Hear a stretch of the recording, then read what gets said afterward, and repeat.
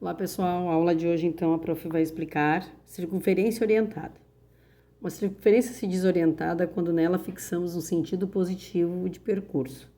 Em trigonometria, convencionou-se que o sentido positivo é o sentido anti-horário e o sentido negativo é o sentido horário, como podemos ver nessas duas circunferências. Então, o sentido positivo é o sentido anti-horário e o sentido negativo é o sentido horário, tá?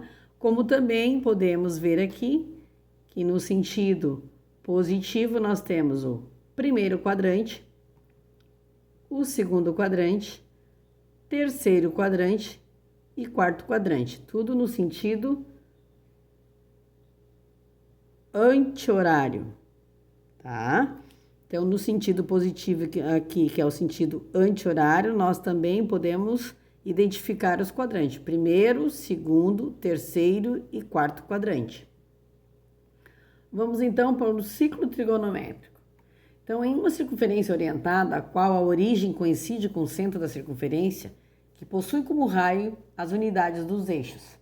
Então, nós temos aqui, demonstramos aqui, do zero ao 90 graus, nós temos o primeiro quadrante. Do 90 ao 180, nós temos o segundo quadrante. Do 180 ao 270, o terceiro quadrante. E do 270 ao 360, o quarto quadrante. Aqui a prof já tinha mencionado, né? Aqui é a identificação dos quatro quadrantes. E aqui o sentido positivo é o sentido anti-horário. Como também se fôssemos identificar nessa circunferência aqui a medida do arco AB, né? A distância de AB aqui seria o ângulo de 60 graus positivo, que é no sentido anti-horário. E se fosse de AC, seria o arco de AC seria menos 60 graus, um ângulo de 60 graus, tá? Só para identificação aqui para vocês se situarem. Agora nós vamos ver como nós vamos identificar arcos côngruos. O que seria isso? São aqueles que possuem a mesma origem e a mesma extremidade. Em trigonometria, podemos ter arcos de medidas maior que uma volta, ou seja, maior que 360 graus. Então, como é que a gente vai fazer essa verificação? Temos alguns exemplos aqui. Então, nesse aqui nós vamos verificar os arcos 990 e 3.150. Então, nós vamos, como passa de uma volta, e uma volta é 360 graus, então nós vamos fazer o quê? Esse 990 nós vamos dividir por 360, que vai dar duas vezes, vai dar 720.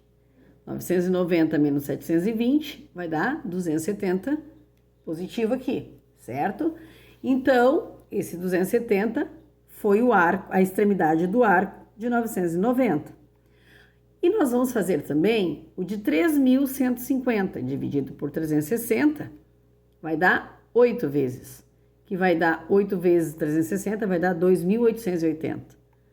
3.150 menos 2.880, 270 graus. Também é a extremidade do arco. Portanto, ambos pararam com a mesma extremidade, ou seja, o mesmo grau. Eles têm a mesma extremidade, portanto, são arcos côngruos, tá? Vamos ver outro exemplo aqui. Os 60 graus e o 420. Bom, os 60 graus não precisamos fazer cálculo, porque o 60 graus está dentro da circunferência trigonométrica, que é o 360 graus. Então, se ele está dentro da circunferência, não é preciso, né? Não devemos dividir por 360. Só vamos dividir por 360 quando o grau for maior que 360 graus. Então, agora aqui, o 420 é maior que 360, então nós vamos dividir, que vai dar uma vez, 420 menos o 360, sobra 60 graus. Com os 60 graus que já tínhamos aqui, então tem a mesma extremidade, eles, portanto, são arcos côngruos. Para fazer essa verificação, devemos comparar se os arcos têm a mesma extremidade, ou seja, o mesmo grau. Se o grau das extremidades forem diferentes, não são arcos côngruos. E se eles forem iguais, são arcos côngruos, tá? Agora nós vamos ver como calcular a primeira determinação positiva e identificar em que quadrante está situado cada grau, cada grau desse aqui mencionados nesses exemplos. Temos aqui 930. Então, o que é essa determinação positiva e a identificação do quadrante? Bom, eu tenho que identificar quantas voltas deu, em que grau parou e identificar o quadrante que está. Bom, então como é que nós vamos fazer? 930 graus passa de 360. Nós vamos dividir por 360. Então, o que acontece aqui? Eu tenho 930 dividido por 360 duas vezes. Duas vezes o 360, 720. 930 menos o 720, 210. Então, o que acontece aqui? Quantas voltas deu? Duas voltas. Duas voltas de 360.